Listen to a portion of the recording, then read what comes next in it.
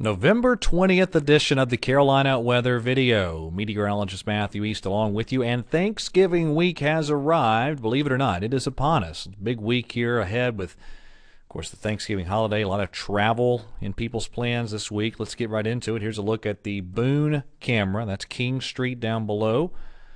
Had some snow in the high country yesterday. And if you're wondering about snow and skiing, well, that is just around the corner. Here's our ski resort information for you. A couple of the ski resorts set to open this week. Appalachian and Beech Mountain set to open this week. Cataloochee and Sugar Mountain set to open as soon as possible, which surely will not be that long from now with a lot of continued pretty cool conditions in place. There's the Greensboro Tower camera this morning. Crisp Monday morning weather. Charlotte Dowd YMCA camera, very much the same. Chilly conditions all across the region as we start the day. This was yesterday's visible satellite imagery. You notice the clouds banking into the mountains. Those were areas of snow that as that moisture hit the mountains and got lifted upward, it generated snow in many mountain spots, especially yesterday morning. It is cold this morning compared to yesterday with that cold front just clearing through early yesterday. It was still pretty mild at this point in time as I cut the video, which was just prior to 6 a.m. On our Sunday morning. Much chillier this morning. These are the temperatures here, again, just prior to 6 o'clock, 20s and 30s in most of the region. Radar and satellite very, very quiet across the southeast. Have some fingers of snow in Pennsylvania, New York, and a few other spots in the northeast, but all together it's pretty quiet over the eastern part of the country. No major issues at this point in time. Now here's the next round of precipitation to generally cross the country. That's in the Pacific Northwest, and that disturbance will get here by Tuesday night. Now, today it's sunshine, plenty of it under that area of high pressure. A cool, sunny day. There's your highs across the Carolinas this afternoon. Tuesday, tomorrow, more clouds, and you notice some shower chances kind of developing as you head further to the south. Can't rule out a loose shower or two up in the Piedmont, but the best chances will be tomorrow night, and that will be along the coast. So coastal parts of the Carolinas having a quick hitting rain chance. There's your Tuesday highs. And then, of course, the big travel day, Wednesday.